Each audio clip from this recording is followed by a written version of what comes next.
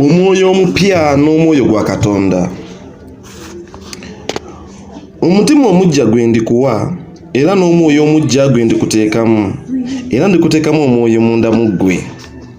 Wano tuli mu Ezekieri essula ya 36 olunyiriri lwa 26 okutuusa ku lwa 27. Wabula nkwegayidde mwana wa Katonda, soma olunyiriri olwo olwetegereze oluddemu. Ezekieri 36 olunyiriri lwa 26 okutuusa ku lwa 27. Kubanga nze ngenda dutematema nga njagala olutegeere okusinziira ku kitabo kino nga bwe kiri. Omutima omujja gwe ndikuwa era n'omwoyo omujja, new spirit, gwe ndikuteekamu, era ndikuteekamu omwoyo gwange munda mu ggwe, my spirit inside of you. So wano tulinamu enjawulo eyogera ku new spirit, omwoyo omujja ne omwoyo gwa Katonda. So kati wano waliwo emyoyo ebiri egiri mu kutulagibwa. Genda maaso lwesomere Ezekieri 36 olunyiriri lwa 26 okutuusa ku lwa 27. Bambi lusomye lwesomere oleme kulowooza nti byetusomesa bipya oba bizibu okutegeera. Tusimbudde Katonda atwebikkulidde mu migabo gya mirundi ebiri. Mu mugabo omukadde tulinayo ebiro eby'okusuubiza n'okweteekateeka, ate mu mugabo omupya tulina okutuukiriza n'okutwala ekisuubizo. Ebyasuubizibwa mu ndagaano enkadde, mu ndagaano empya bituukirira era ne tubitwala. Nga tukkiriziganyiza n'enjawulo eri wakati w'emigabo gino ebiri, kitulaga nti waliwo enkola z'omwoyo gwa Katonda za mirundi ebiri. Mu ndagaano enkadde tulina omwoyo gwa Katonda ng'ajja ku basajja n'abakozesa eby'amaanyi. Mujjukira Samusoni mu kaseera ak'omuwendo mu ngeri nnyingi ng'akikolera waggulu naye nga tasinziira munda mu bo, nga tatuula mu bantu abo. Mu ndagaano empya tulina omwoyo omutukuvu ng'ayingira abantu bwe cwi n'abatuulamu era n'abasulamu, ng'asinziira munda mu bo n'akola ebyawabweru era ebiweesa ekitiibwa mu ggulu ne ku nsi. Mu nkadde tulina omwoyo gwa Katonda nga ye muyinza w'ebintu byonna era omutukuvu oyo. Wabula ate mu mpya tulina omwoyo gwa Kitaawe wa Mukama waffe Yesu Kristo gwe tulina.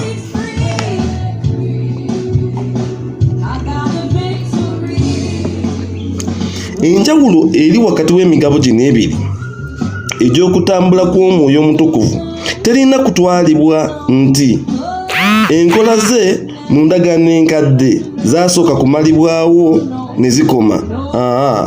Mbu olwo ne wabeerawo enkola empya nga tewakyali mulimu gwa kweteekateeka.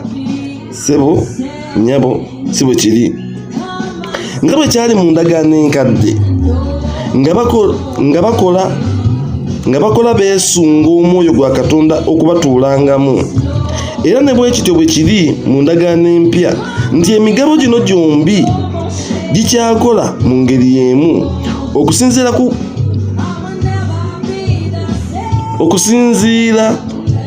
ku bbula ly'amagezi n'okutegeera oba okukkiriza oba obwesigwa. Omukkiriza ayinza ne mu zino ennaku okufuna omugabo omutono ennyo ng'ekigera eky'endagaano enkadde bwe kyali ekya Katonda okumukozesa. Katonda n'amukozesa n'okumuwa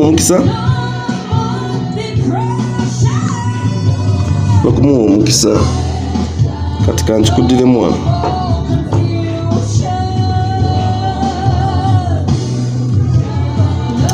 Nga bwe kyali mu ndagaano enkadde nga bakola beesunga omwoyo gwa Katonda okubatuulangamu, era ne bwe kityo bwe kiri mu ndagaano empya nti emigabo gino gyombi gikyakola mu ngeri y'emu okusinziira ku bbula ly'amagezi, lack of knowledge, n'okutegeera oba okukkiriza obutabaawo okukkiriza oba obwesigwa ng'omukkiriza si mwesigwa bulungi omukkiriza oba omulokole ayinza ne mu zino ennaku okufuna omugabo omutono ennyo ng'ekigera ky'endagaano enkadde bwe kyali ekya Katonda okumukozesa n'okumuwa omukisa. Omwoyo atuulira ddala mu ffe era aweereddwa buli mwana wa Katonda. Kyokka omwana wa Katonda ayinza obutanyumirwa kusukka ku kitundutundu kisooka eky'ekisuubizo nti omwoyo omupya atuweereddwa mu kuzza obujja omulembe, kyokka n'atamanyaako yadde ku buwoomi bw'omwoyo gwa Katonda gwennyini nga gulinga omuntu omulamu atuteekeddwamu. Omukkiriza oba nkakuddiremu oba ngende bugenzi mu maaso nti omwoyo omupya atuweereddwa mu kuzza obujja. Waliwo omwoyo omupya gwe nagambye wali waggulu, atuweereddwa mu kuzza obujja omulembe. Omwoyo yakuzuukusa n'akutegeeza nti kati gwe oli mulokole, kyokka n'atamanyaako, gwe omulokole oyo n'atamanyaako yadde ku mwoyo gwa Katonda gwennyini.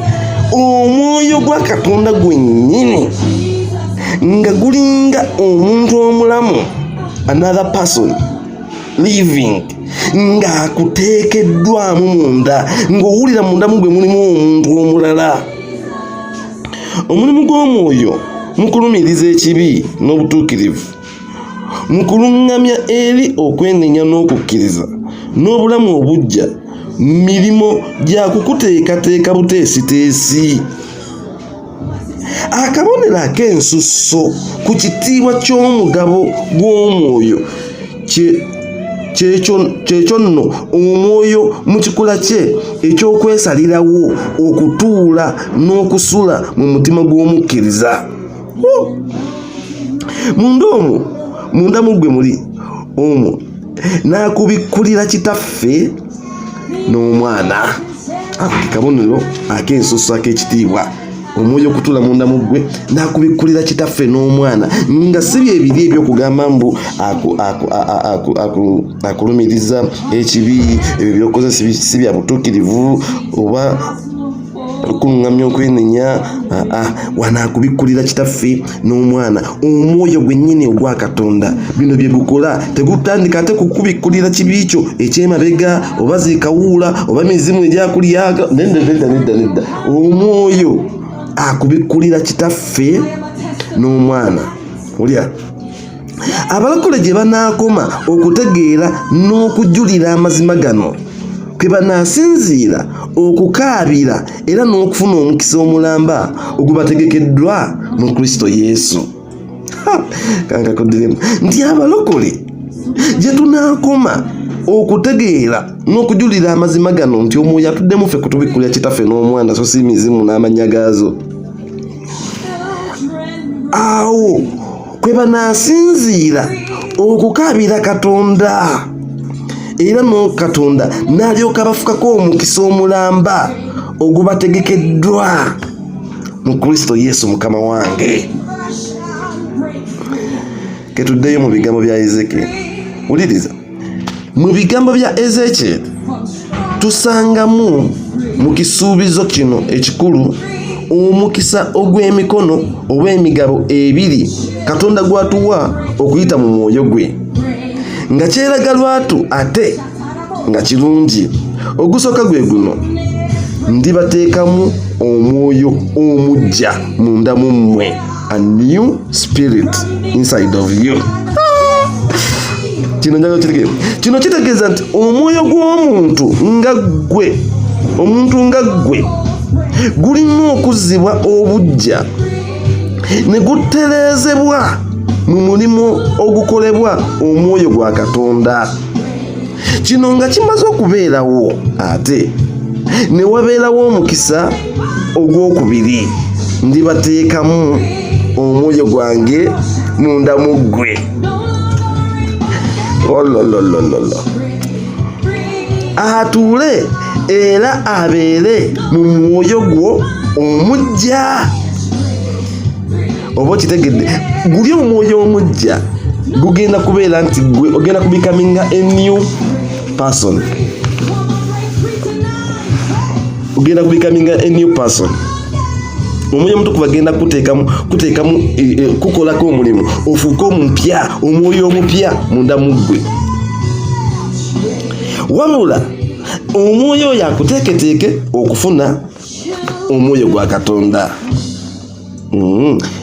Kati wulira ate omwoyo wa Katonda akole ki? Omwoyo atuule era abeere mu mwoyo gwo omuggya.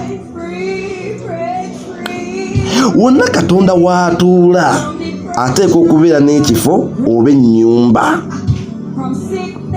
Wonna Katonda w'atuula ateekwa okubeera n'ekifo oba ennyumba. Ku Adamu yasooka kutonda mubiri. Ku Adamu Katonda yasooka kutonda mubiri gwe nga tannamufuuwamu mwoyo wa bulamu. Mu Isirayiri weema ne yeekaalu byasooka kuzimbibwa ne biggwa bulungi. Olwo nno Katonda n'asobola okukka n'abituulamu.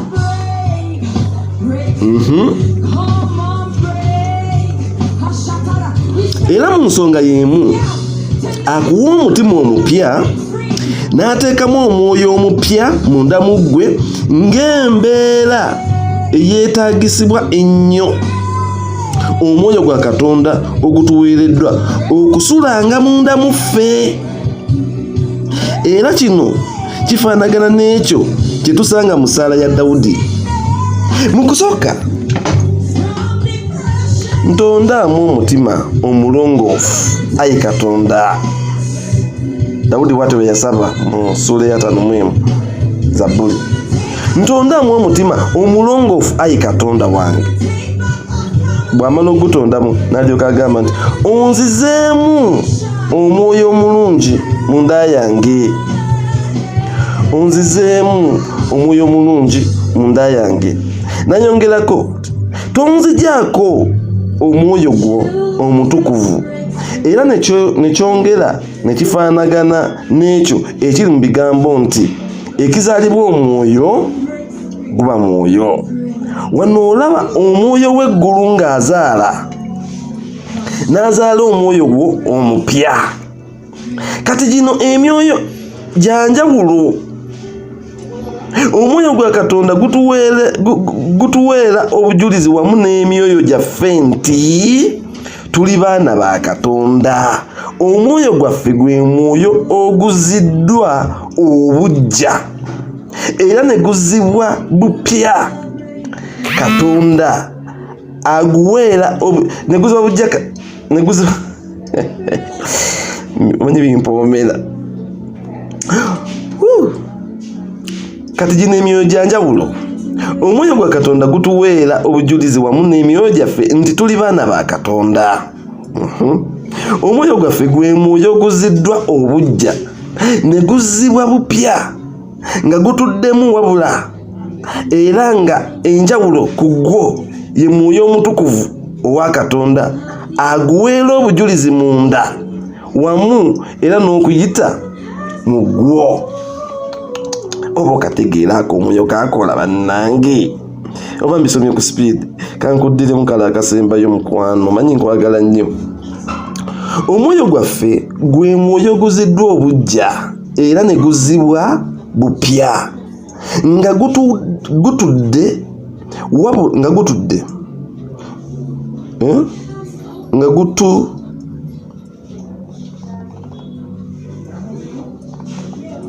nga gutuddemu wabula era nga enjawulo ku gwo ye mwoyo omutukuvu owa Katonda aguweera obujulizi munda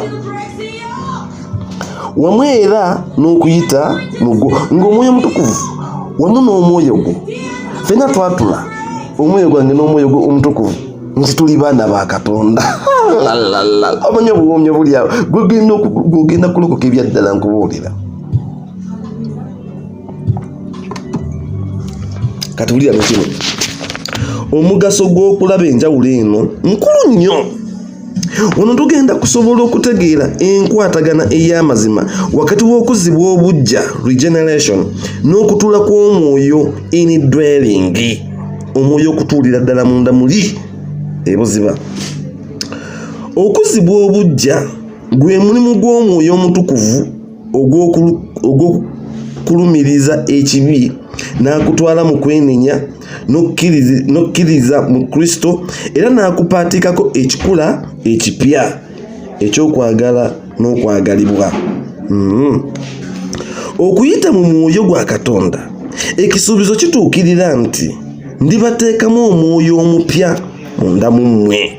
Wano omulokole abeera afuuse mwana kwa Katonda. Yeekaalu etegekeddwa Omwoyo asobole okuyingira, asule ng'omwo, abeere ng'omwo. Okukkiriza bwe kukitwala, bwe mala n'okikkiriza, okukkiriza kwe ne kukitwala ekitundutundu ekyokubiri eky'ekisuubizo kituukirizibwa ng'ekyasoose. Omukkiriza bw'atunuulira okuzibwa obuggya kw'omwoyo gwe kwokka n'ebintu ebigoberera okuzibwa obuggya mu mwoyo gwe, talitambula mu bulamu bwa ssanyu n'amaanyi obwamutegekerwa okunyumirwa. Tuli wamu?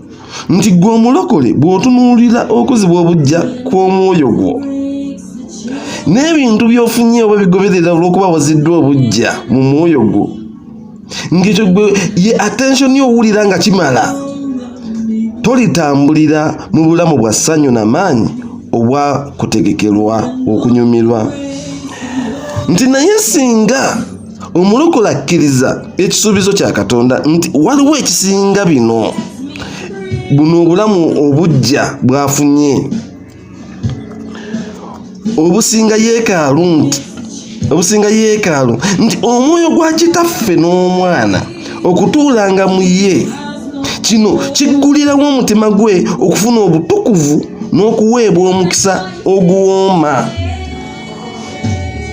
Naye singa omulokole akkiriza ekisuubizo kya Katonda nti waliwo ekisinga buno obulamu obuggya bw'afunye obusinga yeekaalu, nti omwoyo gwa Kitaffe n'Omwana okutuulanga mu ye, kino kigenda kuggulirawo omutima gwe okufuna obutukuvu n'okuweebwa omukisa oguwooma.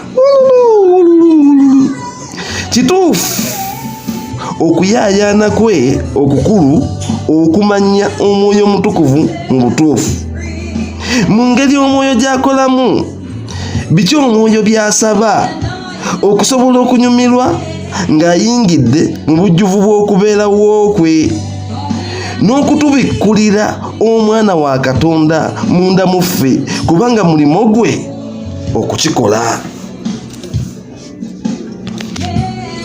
Nti omwoyo gwa Kitaffe n'Omwana okutuulanga mu ye, kino kiggulirawo omutima gw'omulokole okufuna obutukuvu, sanctification, holiness, n'okuweebwa omukisa oguwooma. Kifuuka okuyaayaana kwe okukulu okumanya Omwoyo Omutukuvu mu butuufu, mu ngeri Omwoyo gy'akolamu, oyiga engeri Omwoyo gy'akolamu, biki Omwoyo by'asaba, essala z'Omwoyo Omutukuvu, ssaala ki z'asabira abakkiriza, z'asabira abatannalokoka, Omwoyo ebyo n'ogenda biga okusobola okunyumirwa ng'ayingidde mu bujjuvu bw'okubeerawo kwe.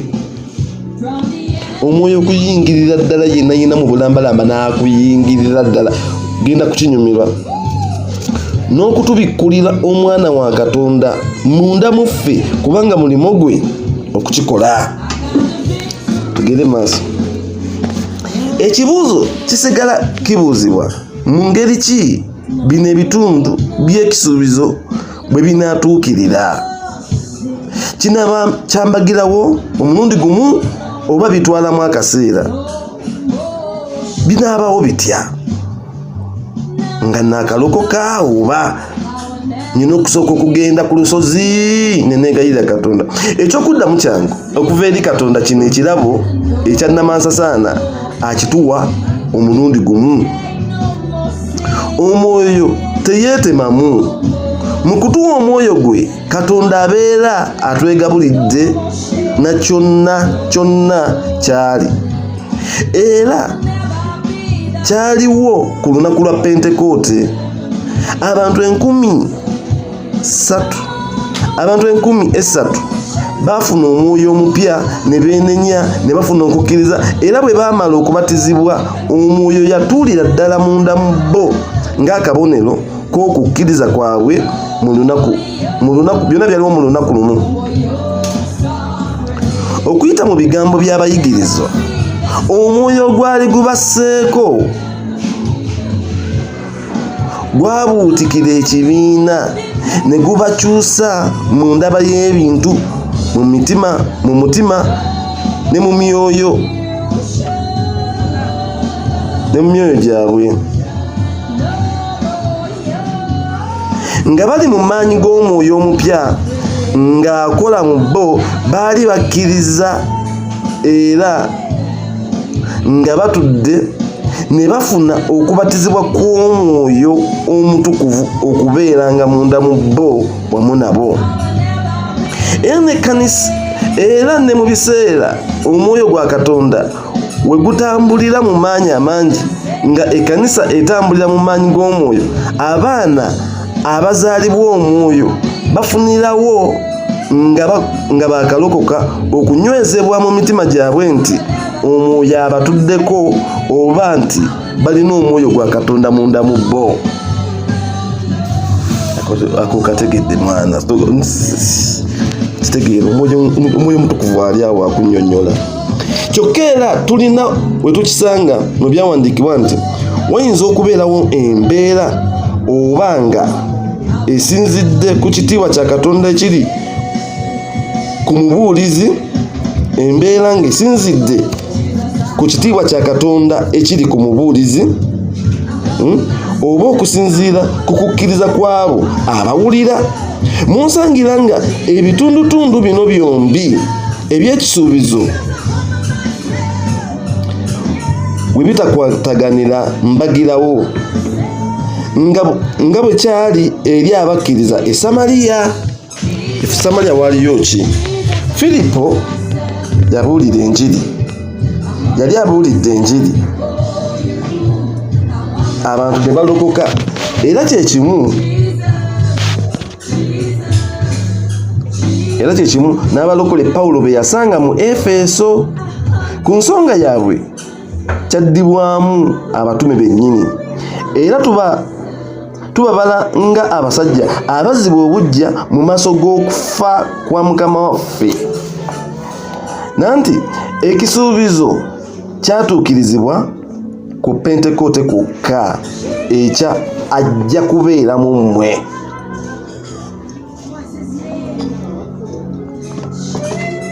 Ekyabalabikako bwe kyali mu ndagaano enkadde n'empya, ekisa ky'omwoyo kyayawuzibwamu okweyolesa oba okulabikirwa kwa mirundi ebiri. Bwe kityo kisoboka okubaawo mu zino ennaku zaffe. Naye eby'omwoyo bwe bibeera nga bya wansi, nga sinagenda kwako, mbadde njagala kunnyonnyola kagezaako okuleeta waggulu awo nti kisobokera ddala omwoyo okukyusa abantu, ate omwoyo gwa Katonda ne gutabatuulamu okusinziira ku mafuta agali ku mubuulizi, oba n'okusinziira ku kukkiriza kw'abo abamuwuliriza. Kati ekyali mu Filipo bwe yabuulira enjiri e Samaliya, Filipo yabuulira enjiri, abantu ne balokoka bangi nnyo, ne Simooni omulogo naye n'alokoka. Naye ne batumya ababuulizi ne batumya Peetero ne Yokaana ne bagenda e Samaliya. Ne batuuka e Samaliya ne babuulira ne basabira abaali balokose bonna ne bafuna omwoyo mutukuvu. Filipo teyasobola kusabira abantu bano kufuna mwoyo mutukuvu, wabula ebyamagero byaliyo byakankanya ekibuga. Wabula Peetero ne Yokaana bwe bajja ne basabira abantu bafuna omwoyo omutukuvu. Kati kino kyagezaako okulaga nti kyaliwo nga kya mirundi ebiri nti era kisobokera ddala okubanga oyinza okuba ng'otambulira mu bulamu obwo obusooka ng'otambulira mu kigere ekisooka nti walokoka naye ng'omwoyo omutukuvu tatuuliranga ddala munda mu ggwe n'abeererawo ddala kubanga ye omwoyo bw'ali kutuuliramu ddala talikuvaako terikiyinza mugoba munda mu ggwe kubanga aba amaze okutuula oba kitegeera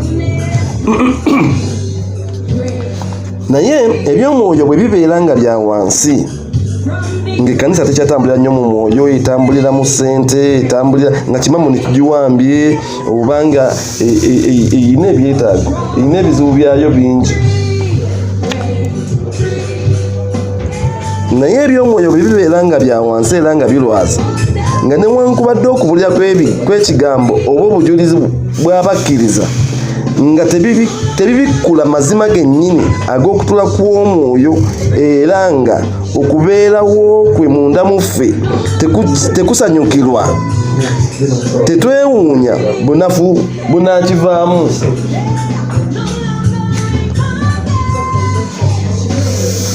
n'eyo Katonda gy'agabira omwoyo gwe n'eyo ekkanisa gy'ojja okusanga nga Katonda agabirayo omwoyo gwe omulokole yandikoma kumumanya ng'omwoyo w'okuzza obujja akuleetera okuwulira obulungi ennyo mu mutima gwo okumala akaseera kyokka okubeerawo kwe munda mu ffe nga kwafuuka lufumo ng'owulira munda oli mukalu mu kirabo kya Katonda omwoyo gwa Kristo mu bujjuvu bwe bwonna gutuweebwa lumu ng'omwoyo atubeeramu oba atusulamu indwelling spirit kyokka afunibwa era n'atwalibwa okusinziira ku kukkiriza kw'omukkiriza we kukoma okitegeera Oluganda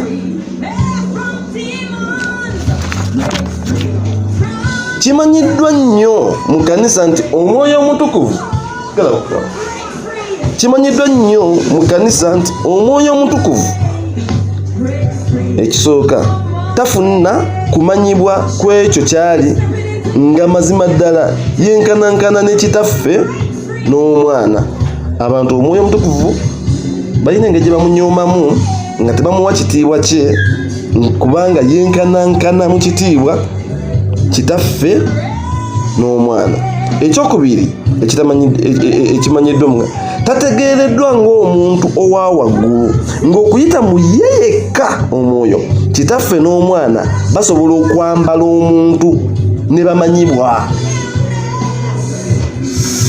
ekyo nakyo kimanyiddwa kitono nnyo mu kkanisa ekyokusatu tamanyiddwa nti muye yekka omwoyo ekkanisa mwesanga okunyirizibwa n'okuweebwa omukisa ogukulukuta ogutasalibwako nkuddiremu kimanyiddwa nnyo so katwongere okukkatiriza ekintu kino mu biro by'okutereezebwa kyebayita reformation we batereereza enjiri ku lw'okujjukira okulungi enjiri ya Kristo yali erina okugibwako buli kyakunenyezebwa kyonna okuva mu katyabaga k'okukkiriza akaali kafuula obutuukirivu bw'omuntu okubeera ekimufuula akkirizibwa mu reformation baali bakyusa ebintu nti omuntu tolina kusooka kukola bya butuukirivu ate olwo olyoka osiimibwe Katonda nti olwo obulyoka oyitibwa omutukuvu oba omutuukirivu kati buli kimu ekyali kyetagibwa okutereeza bakitereereza mu reformation ebiro ebyo byaliwo mu biro ebyayita so si gwasoose okulokoka abantu balokoka dda ne balwanirira enjiri okulaba nga bagitereeza kati njagala owulire kino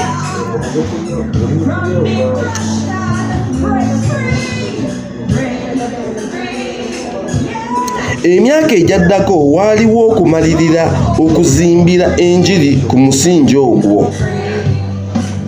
n'okuzimba biki obugagga obw'ekisa kya Katonda kye bwandikoledde omukkiriza ng'alina omwoyo gwa Kristo ogutudde munda mu ye. Kyokka ekkanisa yawummulira mu kumatizibwa kw'ekyo kye yali efunye. Olwo nno ensomesa y'ebyo byonna omwoyo omutukuvu byalina okubeera mu mukkiriza mu kumuluŋŋamya, okumutukuza, okumuwa amaanyi, n'ebeera nga tefunanga kifo ky'eteekwa okufuna mu kubuulira ne mu kusomesa kwaffe ng'ababuulizi b'enjiri era n'abalokole okukitambulirangamu. Kakuddiremu oba nkaleke, oyinza okuba okategedde. Emyaka ejjaddako waaliwo okumalirira okuzimbira enjiri ku musingi ogwo. Omusingi ogulwa gwe gwa Reformation, ogwa Reformation gwe gulwa. Enjiri ya Kristo yali erina okugibwako buli kyakunenyezebwa kyonna okuva mu katyabaga k'okukkiriza akaali kaafuula obutuukirivu bw'omuntu bwe yeekoledde okubeera ekimufuula akkirizibwa era asobola okwekuumirako ekisa kya Katonda eky'omuwendo ku ye. Emyaka ejjaddako waliwo okumalirira okuzimbira enjiri ku musingi ogwo n'okuzimba biki obugagga bw'ekisa kya Katonda kye bwandikoledde omukkiriza nga alina omwoyo gwa Kristo ogutudde munda mu ye. Emyaka ejjaddako waaliwo okumalirira okuzimbira enjiri ku musingi ogwo n'okuzimba biki obugagga bw'ekisa kya Katonda kye bwandikoledde omukkiriza ng'alina omwoyo gwa Kristo ogutudde munda mu ye. Kyokka ekkanisa yawummulira mu kumatizibwa kw'ekyo kye yali efunye. Olwo nno ensomesa y'ebyo byonna omwoyo omutukuvu byalina okubeera n'omukkiriza mu kumuluŋŋamya, mu kumutukuza, mu kumuwa amaanyi, n'ebeera nga tefunanga kifo ky'eteekwa okufuna mu kubuulira ne mu kusomesa kwaffe ng'ababuulizi b'enjiri n'omulokole okukitambulirangamu. Owulira ennaku eyaliwo, ojja kusangayo mu bakkiriza nga waliwo omu eyakalokoka nga ayatula lwatu nti ndowooza ntegedde ekifo kya kitaffe n'omwana era mbisanyukira, naye kati omwoyo ye agwawa. Kano bakandalayininze. Bannange katwegatte n'abo abakaabirira Katonda nti mu maanyi ge akkirize wabeerewo enkola ez'omwoyo ez'amaanyi zirabisibwenga mu kkanisa nti buli mwana wa Katonda akakase nti omukisa gwa Nnamansasaana oba ogwa Nnaalongo gutuukirira mu ye. Omukisa gwe guluwa? Ndikuwa omwoyo omuggya era nditeeka omwoyo gwange mu ggwe. Tusabe nnyo tusobole okutwala omukisa ogw'ekitiibwa omulungi ddala ogusinziira mu kutuulibwamu omwoyo nga tukyusibwa munda era wenna ne weggulawo ku lwa kino okubikkulirwa okujjudde okwagala kwa Katonda n'ekisa kya Mukama waffe Yesu. Onyo oba otegeera ebintu munda mu ggwe. Kino ekigambo kiddiddwamu mu bigambo byange, kye kimu ku bigambo ebisinga obukulu mu ndagaano empya.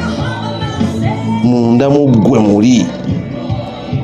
Nditeeka amateeka gange mu bitundu byabwe eby'omunda era mu mutima gwabwe ndigawandiikako. Nja kuteeka entiisa yange mu mitima gyabwe baleme kunvaako. Katonda yatonda omutima gw'omuntu nga mwalina okubeeranga.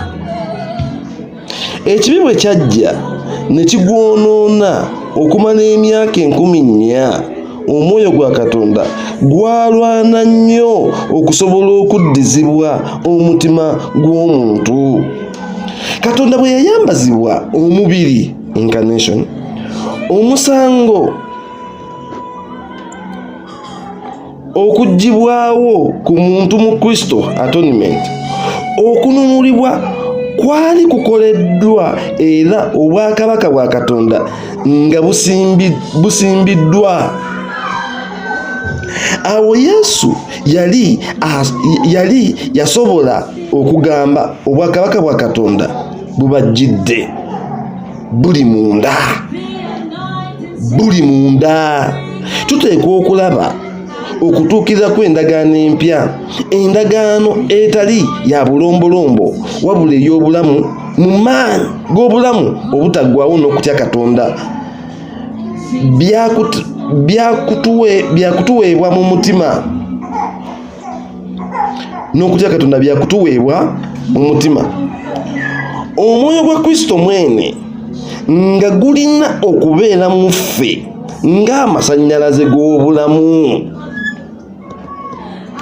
Ekitiibwa kya Kristo omuwanguzi waffe, glory ya Kristo omuwanguzi waffe tekirina kulabibwa Kalivaliyo ku musalaba kwokka oba mu kuzuukira kwokka oba ku Namulondo yokka, wabula ne mu mitima gyaffe, munda mu ffe mwe mulina okusibuka okulabisibwa kwa glory y'okubeera abanunule ekyaddala. Kankakoddiremu naye kategedde naye mumanyi nkwagala nnyo. Ekitiibwa kya Kristo omuwanguzi waffe, glory ya Kristo omuwanguzi waffe tekirina kulabibwa Kalivaliyo oba ku musalaba yokka oba mu kuzuukira kwokka oba ku Namulondo yokka, wabula ne mu mutima gwaffe, munda mu ffe mwe mulina okusibuka okulabisibwa kw'ekitiibwa ky'okubeera abanunule ekyaddala. Munda mu ffe mu bitundu eby'omunda mwekwese essanduuko ye ey'endagaano emansiddwako omusaayi nga erimu amateeka agawandiikiddwa mu biwandiiko ebiramu ebiwandiikibbwa Omwoyo atuula munda era ng'akuyita mu mwoyo era ng'okuyita mu mwoyo Kitaffe n'Omwana nabo bajja ne babeera mu mutima gwo. Kano ke kasembayo kankakuddiremu kusabire kubanga era n'essaala yawe eri wano.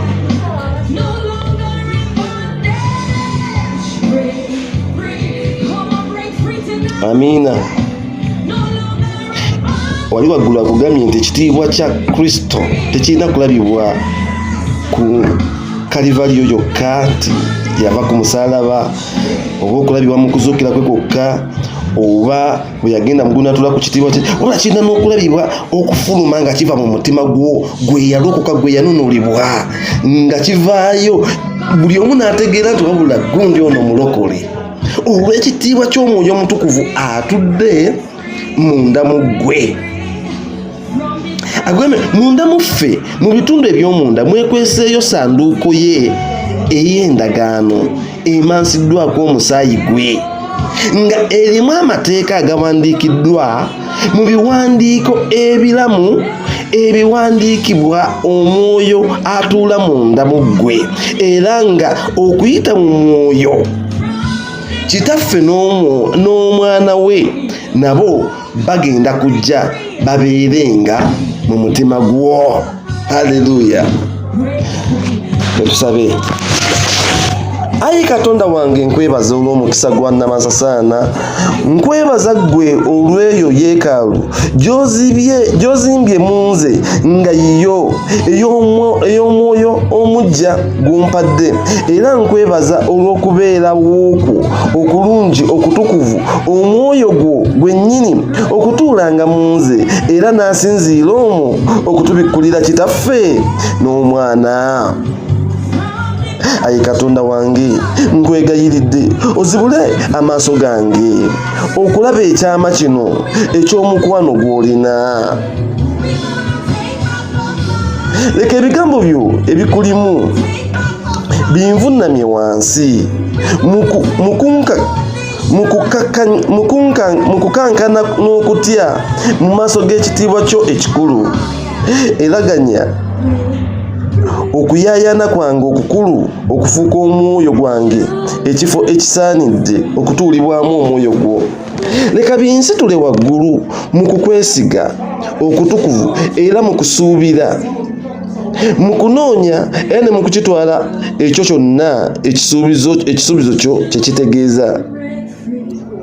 Ayi Kitange, nkwebaza gwe nti mazima omwoyo gwo gutuula mu nze. Nkusaba gwe leka okutuula kwe munda mu nze kubeere amaanyi mu kukuŋŋaana kwange naawe, mu kukula nga ntambulira mu masannyalaze ge, mu mafuta amawoomu agakakasa okubeerawo kwe, ne mu kutuula kwa Mukama wange Yesu agulumiziddwa mu nze. Ganya obulamu bwange obwa bulijjo okubeeramu okukutya okutukuvu eri okubeerawo kwo munda mu nze era n'okusanyukira byonna byankolera mu linnya lya Yesu, amiina. Esaala eyo katugiddemu nga naawe bw'obyatuleyo gy'oli. Ddamu bino: Ayi Katonda wange, nkwebaza olw'omukisa gwa Nnamansasaana. Nkwebaza ggwe olw'eyo yeekaalu gy'ozimbye mu nze nga yo. Eyo omwoyo omujja gw'ompadde, era nkwebaza olw'okubeerawo okwo okulungi okutukuvu. Sikuwulira, yogera nnyo. Era nkwebaza olw'okubeerawo okwo okulungi okutukuvu. Omwoyo gwo gwennyini okutuulanga mu nze era n'asinziira omwo okutubikkulira Kitaffe n'Omwana. Ayi Katonda wange, nkwegayirira ozibule amaaso gange okulaba ekyama kino eky'omukwano gw'olina.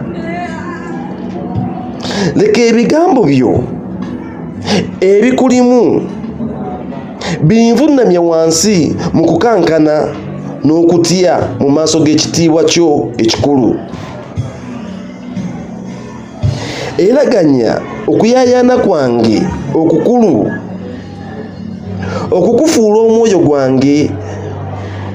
omwoyo gwange ekifo ekisaanidde okutuulibwangamu omwoyo gwo. Leka binsitule waggulu mu kukwesiga. Sikuwulira. Leka binsitule waggulu mu kukwesiga okutukuvu era ne mu kusuubira, mu kunoonya era ne mu kukitwala ekyo kyonna ekisuubizo kyo kye kitegeeza. Ayi Kitange omulungi, nkwebaza ggwe nti mazima omwoyo gwo gutuula mu nze.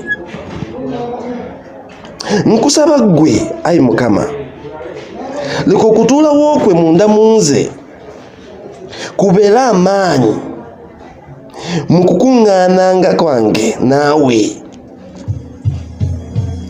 mu kukula nga ntambulira mu masannyalaze ge, mu mafuta amawoomu agakakasa okubeerawo kwe, ne mu kutuula kwa Mukama wange Yesu agulumiziddwa mu nze.